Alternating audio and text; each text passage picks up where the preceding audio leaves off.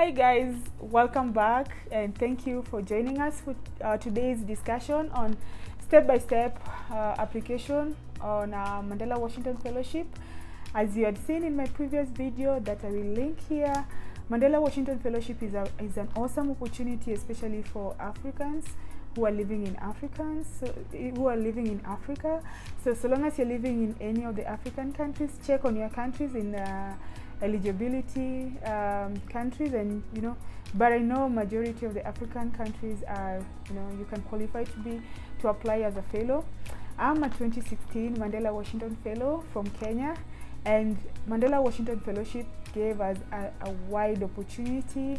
We learned a lot, we networked, we have lifelong friends, we build community and partnership from Africa and America and other leaders who are really doing amazing stuff. So for me, Mandela Washington Fellowship was a huge part of me, and it has helped me build a really strong impact in my community and also across various activities we are engaging in. So if you've come here to know more about Mandela Washington Fellowship, you're in the right space. If you're here to just, you're following and this is not for you, please just share this opportunity with somebody you think will benefit them. And I really appreciate you guys for taking your time and just enjoying these few minutes with me.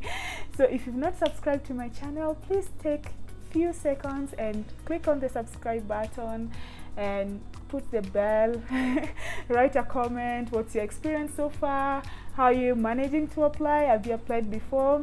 I know there are veterans who've applied before and they got accepted, and I accidentally sent them the video, like sharing with my group of friends, and they're like, oh Sheila, I can see you doing amazing work. But I keep on telling them that somebody did it for us, so we can also do it for them. So some of them will be joining us for our next interview so that we can just support one another.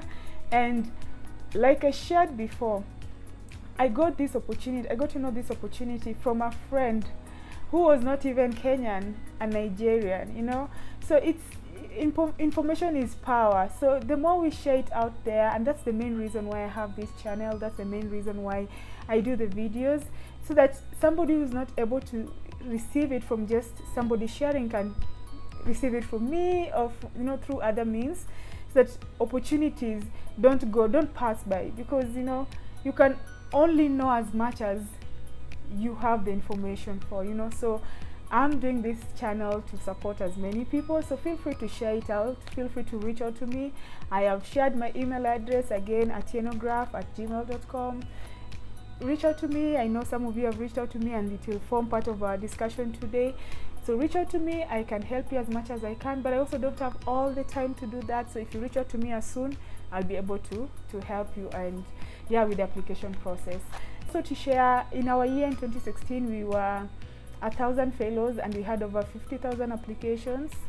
I think so, 60, 50. So a lot of people get to know this opportunity. So this year could be even more, but let that not discourage you, because again, where there's more people looking for this opportunity, it even gives you an encouragement to do more and to be a better person, and just make sure you put the right things there. And that's why this is going to be really wonderful, because I'm going to share with you what I think how you should respond to the essays, how you should do your application. So this year, I said there might be more applications, and don't freak out. You're the person we are looking for, and again, they're only going to take like 700 to the US, so you will be part of that 700. Just encourage, feel motivated. By you not applying, you've already failed. So just go ahead, do your applications, and hit that submit button and go for it. Just start, do it, and just go for it. So as I've shared today, I have my laptop here, so if you see me looking down, I'll just be reading the questions as I take you through step by step, and then I'll also we'll be having like a kind of a discussion, individual discussion. But I'm just going to peruse through my computer to read through as the So it's a 5-pager application, and allow me to just look down and read my laptop. So when you go through the page, you'll download the application form. One thing I'll advise is that when you're doing this application, I remember when I was doing my application, I downloaded the application and did most of my work on Word document and not directly on the application form. So if you want to work on Word document or Google form, go ahead. This is for you, do it, you know. Also, I forget to mention, which is not good, this program was initiated by President Barack Obama, and through that we've seen amazing people come through this program, even empowered more and, you know, doing really amazing stuff. So to the President, thank you for having such a wonderful program that helps motivate, unify, and, you know, do quite a lot to the African community.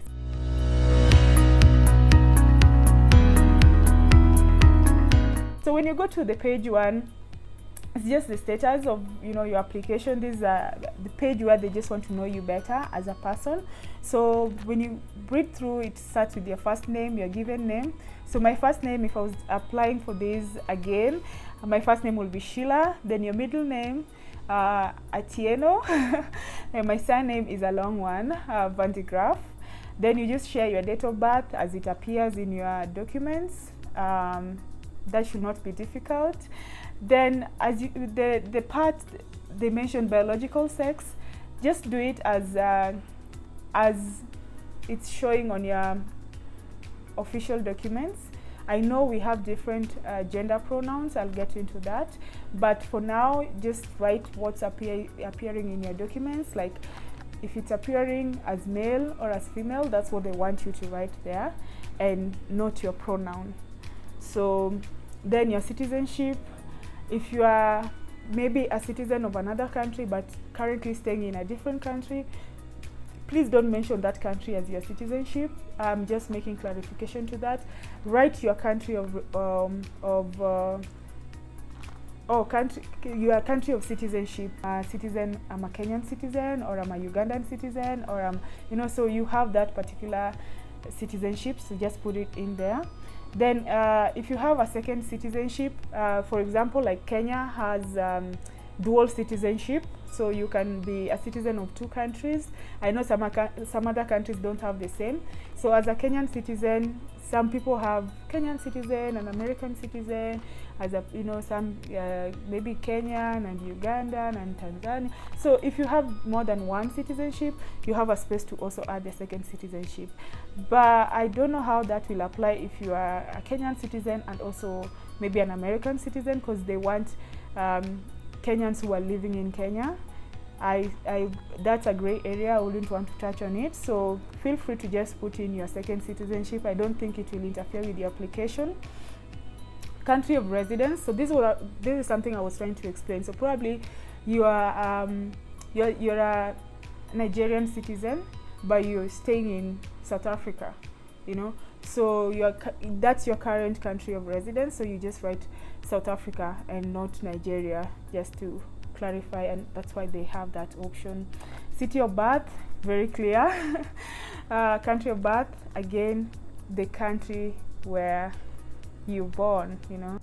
So another thing of importance here that might try to put off so many people is the moment they see, do you have a passport? So a lot of people, when they do the application, most of the time they don't have a passport, and some of my friends have always like not continue with their application because they feel like since they don't have a passport, they don't qualify. That's not the case. So you can just say you don't, but my advice would be immediately you do that, you should go ahead and apply for the passport. So don't let that not freak you out. So just go ahead and just do your application. So if you don't have a passport, I think you'll not fill in those sections. But I don't know what happens when you don't have a passport, whether you will not be able to submit. I've not experienced that, but I don't think the eligibility for you to apply for this is a holder of a passport. No, I don't think that should be a problem. Eligibility, please go to the website and read more about it. I think, I'm sure you should be between age 24 to 35. Check my other video, I explained it. You should be living in an African country, you should be in Africa, you should be an African. If you're over 35, if you are currently 35, please don't apply, because by next year, same time, you'll be 36, you know. But maybe if you're turning 36 in December, you're turning 35 probably this year, December, and by next year, same time, you'll still within the 35, then go forward. So long as it's not, they don't consider you don't qualify the moment you pass to 36 years. So just go forward and apply. So again, it's just a repetition. Demographic. So this is a very important area, especially when you're talking about inclusivity and diversity. So this is where we'll talk. So they ask you questions like, do you identify as a person with a disability? So let me clarify this. There are various forms of disability. So there are those disabilities that you can easily see, like the physical, and there's, you know, those that you can't see, like, you know. So don't assume that the moment you see somebody is physically okay, then that person has no form of disability. So if you feel like you have any form of disability, don't fear mentioning that you do have it, so long as, even if no one can see it and you are disabled in one way or another, please feel free to fill in that form, because Mandela Washington Fellowship is an inclusive program, and it brings in people from various background, and you being there brings in even the aspect of diversity, inclusion, and, you know, the richness of the program. So just go ahead and apply. Do you identify as LGBTQI community? I know most of us know more information about that. I don't need to explain. Again, don't shy off. I know America is very open-minded towards that. I know in other countries you can't speak openly about it, and you can't express yourself openly about it. And I mean, go ahead, put it in there. No one else will, you know, cause any harm when you put in your identity in there. Your gender pronouns, what are your pronouns? So if you identify as a he, him, she, her, it, Eves, her, them, they. I mean, it's a lot. It's a lot of variety that you can, you know, various pronouns. That's what I'm trying to say. So whichever pronoun you identify. So like, if I know some people identify as M, some pa, some V, some Z, some it. I mean, feel free to share in your gender pronoun. And as I shared earlier, Mandela Washington Fellowship is a very inclusive. It's a very it's not restrictive, and you can feel free to share in your pronoun. Do any of the following apply to you? So if any of the above applies to you, just say yes. If it doesn't, it's okay. You can always just say no. Then the section that immediately follows demographic is the institute track. I shared briefly in the other video the various tracks that are available for this application. So we have the civic leadership track, we have the public management track, and we have the business and entrepreneurship track. So how you identify yourself within this track, that's how you'll be placed. Especially, you'll be placed in universities that are strong in that particular track. So if you are in business, you'll be placed in universities that are distinguished in business, you know, that really good university that are strong in business, because they want to build in your business skills, innovation. They want to pair you up, give you more information that will help you build your skills, your networks, that when you go back home, you have the right information to go. So they'll pair you up with the right university, they'll pair you up with the right faculty and the right department. So your track is very, very important. So I know some people are asking, so how do I get to know which track is good for me, and how do I identify the track? So let's start with civic. So civic is more of people who are in the non-profit organization and working in civic space, advocacy, community empowerment, and all that. So again, that varies. So you can be in community empowerment or advocacy but working in a public space. So again, just read through the various, I know the website has explained it so well. Read through the website and just get to understand. So when you talk about public leadership or public management track, these are mostly people working in the government space, like they are policemen, then the Army, Air Force, they are lawyers, they are working in governance issue, they are, you know, in policies and all that. So if you're working for government institution, or you're working in government, or you are an employee, or in the space of governance policy, I think it will be best to pick on public management, because they'll give you skills again on how to citizen engagement, resource management, issues that go directly with public management. So it will be very important for you to identify very well with your track. Those are in business, very straightforward, and entrepreneurship. If you're running a business, or if you're running a business, or you are maybe a non-profit, is more business oriented, more of self-sustaining and all that, and you feel like business would be better than civic. So again, take your time, read the website so that you have the right information to so that you pick on the right track, because when you pick on the right track, they'll put you in that particular track. You'll not be like, they'll not read your document and say, oh, the responses are more on the civic track, but the person is on public track, so can we move her to the public and not civic? Because there's so many applications, so it will be very difficult to go into the nitty-gritties of understanding your application and your track that you chose. So just for the sake of just helping out in the application process, try as much as possible to pick on the right track, because that's the first step. Actually, that's a very important step towards your application. So I've mentioned the three, that's the civic, public, and entrepreneurship. Just go ahead, read more, and if you have any problem I've shared before, please reach out to me. Send me a message on comment on my video, or send me a direct message. My contacts are all in this video and I do respond, so just feel free to do that. And if you've not subscribed, please subscribe to my channel as I continue to motivate me. So the other so then there's the current profession and educational experience. I'll brush through this very fast. Education experience, so that your highest level of education. If you're still studying, my thought and how I always go about it, if you're doing masters and you've not graduated, so that's not your highest level. I could be wrong. So normally I do put in the one that I've already graduated from, like I have a degree in this, so that's my highest.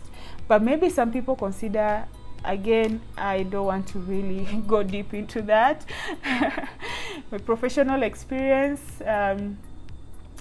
select up to 5 sectors from the list above. So this one it's very straightforward, so go forward and just respond to it. Are you currently, or were you ever elected or appointed public government officials? Even if your country is going through rough time, or going through some corruption cases, or going through, in Africa we have our own personal challenges that we are working on, and most of the time people are working for government or in government institutions. Sometimes they always feel shy to share that they're working for the government, because the government is not in its right shape. People like you are the ones that are needed here, because it is through you that we can even make our countries better. So if you're working for the government institution or a representative, feel free to just say yes. No one will, penalize you, or will say, oh, you're the people who are messing our country. Some of your fellows might joke around with you, or maybe you can even be in that special docket of the dignitaries, So if you're working for the government, feel free, fill in that. And there's a reason why they ask you for this, so don't shy off. have you ever traveled out of the United States before, or do you have an upcoming travel? So in the past, I've seen people who have traveled to the United States feel like, you know, the moment they will know that I've been to the US before, maybe it will make my chances lower, and maybe they want to give this opportunity to people who've been to the US before. Again, don't let this opportunity pass you because you think something else will happen. Just go ahead, apply. And if you've been to the US before on another program or through visiting, that does not matter here. What matters is that you're doing amazing thing and you want to be part of the Mandela Washington Fellowship. So just apply, let the rest play itself. Is English your native language? I know people are applying across Africa, and Africa has so many languages. So most of the time, English is not our native language, but coming from, like, example, Kenya, it's a British colony, so you'd rather say yes. But if you're like coming from a French speaking country, you can say no, and this will help the reviewers understand maybe your application, or, you know, help them understand better what you're trying to share, especially in the essay section. So feel free, share in whether you are proficient and your level of proficiency. It will not penalize you, it will just make the reviewers understand better. I was a reviewer, and I know what it means when you know exactly the person. We normally don't get to read the names of the applicants, or, you know, read the country and all that. So we just given certain section, and when you share with us such information, it makes the process easier and very understanding. So then you go to personal statement. This is the meat of the application. This is where points. So look, first of all, as I said, don't do the application directly on the form. Have a separate document, and if you like printing, you can print. I remember I printed my document and I was underlining the keywords, you know, key areas. So you can print this document and just underline because what I get to see from this personal statement area is that there are so many questions within a question. So if you don't take time to read through, you are likely going to miss on something, you know. So download this, print it, write down and all that. And again, some people are living in areas you can't get printers. It's very difficult to get a printer. It's very expensive to print. You don't have to print. You can just work on it. I know some people are using cyber to apply, you know, and the cost keep on going up, and there's quite a lot. There's a lot of challenge, I know, that people experience doing this application. So do what's best for you, and just make sure that you have it all. You can just write on a paper what the question is, you know, requires you to do, and step by step answer it, and don't be in a rush. So what I want to share is that when you're answering this essay, like the personal statement section, make your answers as, you know, as specific as possible. Actually, make your answers smart, you know, make your answers very specific, very, you know, things, your impact measurable, like, you know, what you've done, are they measurable, are they achievable, relevant to the particular question, are they, you know. So try as much as possible to be, don't generalize your response. That's what I'm trying to say. Don't just generalize, don't overthink it, just go for it. So this is where I'm going to give you more tips on how to respond to this, and it's not like, it's just what I think you should handle the question, how best you should handle it. Again, your way could be better than my way. Mine just to provide information and to help you through, especially those who have reached out to me and they don't know how to go about it. So we'll start with the first question. The first question reads like this: provide an overview of your major professional accomplishments from the past, as well as your long-term goals and aspiration. What motivates you to work in this field? So this is a very loaded question. So as you start, you're told provide an overview of your professional achievements. That is one. So write down, you have to, let's split in some of the things that they want you to share. So one, you have to write more on your professional achievements in the past, as well as your long-term goals. So long-term goals, so that's the other second part. So the first part is your professional achievement, the second part is your long-term goals, the third part is your aspirations, and the fourth part is what motivates you. So this is a very loaded very loaded question. So if you're just doing it directly, there's a very high chance that you might miss out on it.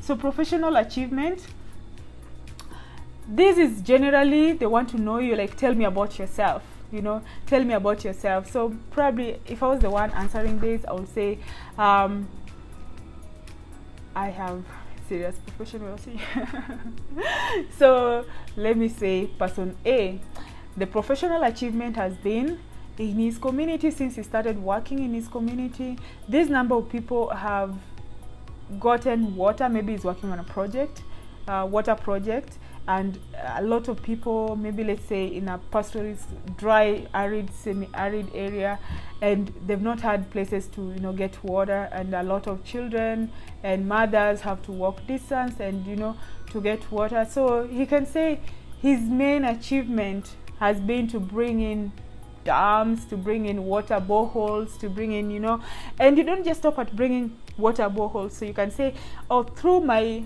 engagement in community empowerment, I have managed to bring in support and build 32 boreholes, and these 32 boreholes have managed to impact the lives of 320 families. 200 girls are now going to school. 200 boys have now gone back to school because the cattle they no longer go to graze cattle as other people are studying, and, you know, they can now, the cattle can now get water from, you know, from the borehole, so they don't have to walk distance. So you just be as specific as possible so that we follow up into your achievement. Don't generalize. Generalizing, that's where you find somebody who just went a step ahead and just mentioned. And you can say the process started this, you know, through this.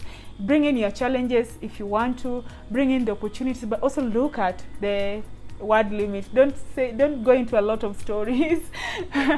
So the other one is your long-term goals. So again, your long-term goals, you know, they should be SMART goals, you know. So again, specific as possible. My goal in my community is to bring in 100 boreholes, because I know when I have 100 boreholes, 3,000 families will benefit, and 2,000 children will be safe because they'll be drinking safe water, you know, and 300 women will now have, they will use the energy for their own economic empowerment, because the energy they're using to go fetch water can be, you know, the time and energy. And, you know, so bring in SMART goals, because it gives you an upper hand. It makes the reviewer, it makes the application look really rich. Then aspirations, this is, you know, what you aspire and what your plans are. Then motivates you to work in the field. So motivation, what's your motivation? Why are you doing this? So for me, I started my organization, and the non-profit organization supports women and youth in employment, and I'm motivated the moment a young person comes in and tells me, you know, through your support I got employed, through your support I started a business, and, you know, and not only that, I started a business and now I'm able to support my sister to go back to school. And so you write, as you know, be as clear as possible and as specific as possible and as rich as much as you can.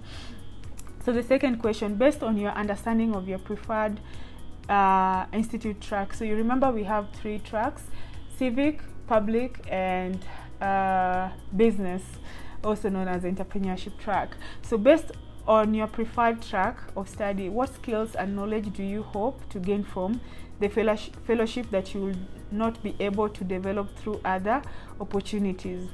So you see, you had to read the whole sentence, the whole question, before you run to respond, because had you just seen, oh, which skills, then people just go and write, oh, I want to learn these skills or these skills. So what they want to see here is, what is that particular skill that you can't get in your country? Let's say you are coming from Malawi. what's that skill that you being in Malawi and Malawian that you will not benefit, you will not gain, that you just have to come to the US to gain that particular skill. So don't generalize. Again, as I said, make your response as smart as possible. So some of the skills that Mandela Washington Fellowship provide is you learn how to do advocacy, you learn how to do your research, you learn how to do your partnership, you learn on resource mobilization, public management of funds, and all that. But remember, those skills you can learn them even back at home. So what makes it so unique that you have to come to the US to learn them? So I remember I mentioned things like partnership, because my organization is self-sustaining, and also through personal input and partnership and all that. So I mentioned that I already have good partnership in Kenya, and I would love to experience and gain more partnership with American organization. So that's one thing. So you identify some of the organizations that work in your field, and you say, okay, by going there you have an opportunity to even ask the professors how these particular organizations have managed to grow. So you'll be partnership, learning from American institutions or from the faculty or from the team in America. That's a very important, so partnership skills, resource management skill. So how you do it, you can mention how you do it in your country and how you think you will learn from, then you can talk of advocacy, how it's being done in the US. This is what we are doing, how can we learn from you guys? So just link the two, don't separate them, and don't just say this is what I have, this is what, so just try as much as possible to link them. The other part of the question is how will you use those skills and that knowledge to enhance your activities in your community within the next 3 to 5 years. So remember, in my application I mentioned that when I gain those skills like the partnership, the networking skills, building on friends who will be coming from across Africa and all that, I'll be able to grow my organization that really has grown. If you look at our organization, YASA has grown from just a small organization in 2016 to now a big organization that is partnering with various people, supporting people across Africa, and from the various skills that I got being a fellow. So be as specific as possible in terms of giving them the 3-year goal and also the 5-year. So I did that in terms of the way they say it, in next 3 years to 5 years. So I gave them the short term and also the long term. I said I wanted to impact, maybe, I don't remember the exact figure, but it was like maybe 3,000 people in the next 1.5 years or 3 years. Then in the next 5 years, I hope that through ripple effect, through engagement and all that, we'll reach out to this number of people. And the number of people I mentioned has actually been actualized, because YASA, as we talk right now, has reached out to over 14,000 and growing. So we have over 14,000 members, and it's just been amazing. So that's how you answer question 2. Learn how to get more funds, because I know a lot of the organizations, a lot of institutions in Africa don't have enough funds, and we struggle for the little funds. So probably coming to the US, it will open more doors for you to get more funding. And again, as a fellow, you have internal funding. So we have MWF funding, alumni funding. So you'll have opportunities to get those funding. Then opportunities to, why this is important is that you'll get the skills to even continue to learn from one another, even beyond the fellowship. So just do a good work in terms of just getting to understand Mandela Washington Fellowship in the best way. So the third question, and this is just a context question, and so Nelson Mandela said, a fundamental concern for others in our individual and community lives will go a long way in making the world the better place we so passionately dreamt of. Public and community service are essential responsibilities for leaders. What changes or other improvements do you hope to implement in the communities that you engage through your work? How are you working towards these goals, and what do you hope to accomplish? So again, this is also, if you realize the questions are so loaded, so you have to break it down. So first of all, they're talking about the changes you'd want to see in your community. So identify the problem that you see in your community. Maybe there's police brutality, or maybe there's gender violence, there's water shortage, so climate change, climate issues, security. So just identify what the problem is and what changes would you want to do. Would you want to work with the police better to understand the community, called community policing? Would you want to, so just give very specific areas of engagement, and through that, so be as specific. What changes or other improvements do you want to be implemented? So again, if you see that there is maybe a lack of policy in that particular field,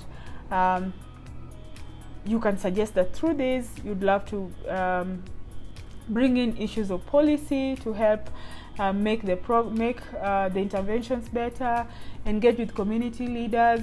Just be as very specific as possible. Then the other part of it is what changes, how are you working towards these goals now, and what else do you hope to accomplish in the future? So maybe you can also check on in terms of the inclusivity and involvement of everyone. Do you see there's a missing gap? How do you work with that? How can we improve in it? And again, be as specific. That's where the thing is. Don't generalize. Give figures. Give direct. Like, be rooted in your answers. Don't just generalize it. So you can talk about how elderly people treated, how people with disability, minority groups, and is there anything you can improve on? So some of the things, those are some of the things I would have touched on if I was the one answering this question. So Mandela Washington Fellowship values diversity, equity, and inclusion, and strives to reach diverse audiences through all programming. What do these values mean to you, and how do you exemplify these values in your professional or personal life? Please be specific. So they've told you to be as specific as possible. So as I shared earlier when I was talking about inclusivity in terms of your gender pronouns, your LGBTQ, all that, Mandela Washington Fellowship is a very inclusive program. So as you are applying, don't shy off. And don't think that somebody will penalize you. Again, I will repeat on that. So when you talk about inclusivity, we always want to look at the minority in our community. These are the elderly. What's the position of the elderly? What's the position of women and girls? What's the position of the people who are able differently, either physically disabled, various kind of disability, among others. So just look at how inclusive is your program. So when they say please be as specific, so this is a place where you'll talk about I will talk about through my engagement with my program in the community. I'll make sure that people's pronouns and people's gender are respected. Because again, I always make reference to the Bible. I don't want to be the person who throws the stone. Like, I'm not the cleanest, I'm not the, so let people live in harmony. So I will talk about being as inclusive as possible in terms of respecting various and every gender, making our program gender inclusive in all aspects. I'll also talk about being keen on minority group. That's like how many elders is my program benefiting, how many women and girls in the vulnerable group are this program benefiting. And again, there are some communities that boy child are more affected than girl child. Also look at those diversity and look at those disparities, and just see which one, how best will you want to involve the gender that is not included. Then I'll also look at I'll mention that I'd love to, I know in my organization we have gender and inclusive policy, so inclusivity policy, respect of diversity. I know there's aspect of ethnic but we have diversity in terms of our ethnic background, so that should be also part of your response. So be again if you're talking about Kenya, you'd say that Kenya has like 45 ethnic groups. How would you make sure that various ethnic communities are involved? How do you make sure that people from gender backgrounds are involved, different gender backgrounds are involved? How do you make sure that people from different ages are involved, people who are able differently are involved? And so just look at all those, and again, as they say, be as specific. Make sure you identify the numbers you want to work with, identify the impact, identify the activities. Be as specific as possible. The repercussions of COVID-19, global health pandemic, economic crisis, and conflict pose significant challenges, both globally and locally. How have you demonstrated resiliency during challenging times? What lessons have you learned from this experience, and how are you applying these lessons in your current work? So since our applications happened before COVID-19, this is kind of twisted. It's not the same as directly what we were asked, but it's close, because they asked us what challenges as a leader have you experienced. I think so COVID-19 showed the world that there's a lot of need for us to come together. There's a lot need for us to work together, and a lot of things. So they're asking, strong leaders demonstrate resiliency in the face of challenges. How did you manage to have? So I'll highlight that. Demonstrate resiliency in the face of challenge. So here you can mention some of the challenges that were posed to your programming because of COVID-19, and how did you pull through?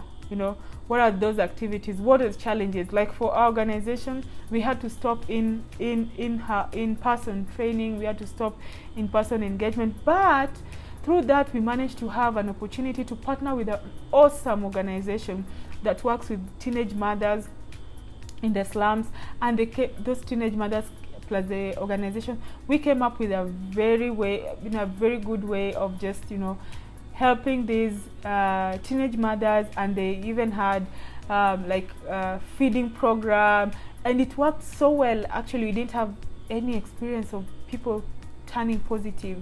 So learning from people within, and the people you are impacting is very, very important, because they know how they live, they know how they go about their daily life. So what challenges did you face? We had to stop all our programmings for a while. There was issues of mental health, so we had a series of just sharing. So we identified some of the issues. So you can talk about issues that came up, like mental issues, mental health issues, issues of inaccessibility, issues of children who don't even have access to internet, taken to learn online, and therefore children who have economically challenged background were left out. So how did you? I know of an organization from Kibera slums that does really good work, and they went ahead, partnered with the cyber, and they were able to. So if you're responding to that, you just say, what did you do, and how many people were impacted through that your program? The repercussions of global health pandemic, and how have you demonstrated? So I think I've mentioned that as I try to share this. What lessons have you learned from this experience? How are you applying these lessons? So for me, I learned that solutions are always within the people. When you think that you're in your boardroom and trying to think of on behalf of other people, also let those people you are reaching out to give their input, because you might be thinking global or thinking very big and wondering what to do, how to go about it. But the people you're going to impact, they tell you, no, that's easy. You're trying to do this. As we know how to do it. So work with the people, the community, not as victims, but as people helping you find a solution and helping you make the situation better. So never treat the community you're reaching out to as victims, because then it brings in the victim mentality, and victim mentality is a very bad mentality. So engage with the people locally. I learned that, and it is really a big eye opener. I also learned that resources are within. When it was inaccessible for people to get resources from the other parts of the world, and some countries closed their doors physically, emotionally, everything towards other parts of the world. We realized that we needed to find our local solutions and support ourselves. So people donated locally, people reached out, people prayed for one another, people visited one another, you know, so there are those local solutions. And yeah, so I learned quite a lot. So these are some of the things that you can share here, and give various examples of, again, give examples when you're answering this personal statement section. Give examples and let them be as clear as possible. Let them have data, numbers, how many people, what's the impact and all that. Let them have numbers.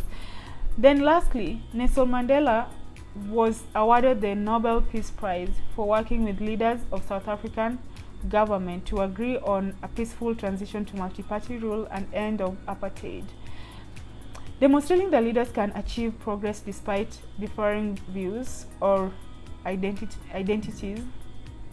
Describe a situation where you used your leadership skills to resolve a conflict or disagreement. How do you encourage respectful discussion when working with people from different backgrounds, identity or perspective? So these are, again, share your experience. I remember in my application I must have mentioned this. So I used to work, my background, my bachelor's degree is anthropology, so I was an ethnographer for a while, doing community research. Let me not use big words. So, and then I've also done a lot of community engagement and empowerment. So I remember there's a time I went to a particular community that has it's highly patriarchal, and women are not considered leaders. Actually, they are counted as part of the cattle.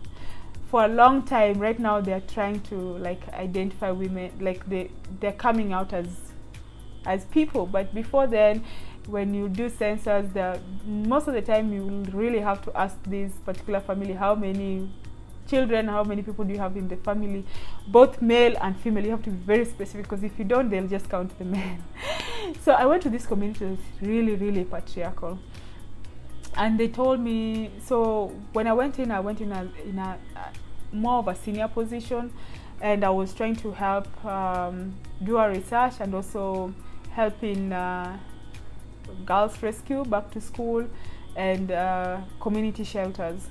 So when I went in, the community was like, who are you? You are just a child and you're a girl, and you know. So most of the time I was not being called to the various community forums, and you know, those forums are very important.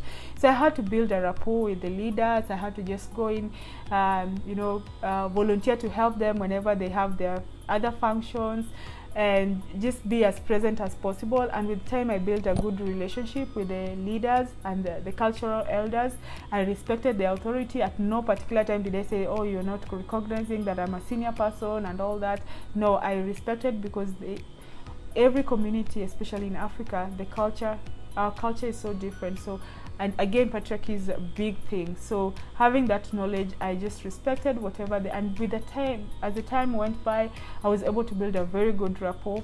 So I shared that it was a challenge, and I would have given up, because I had to use more resources, more time, be as patient and all, and and all that.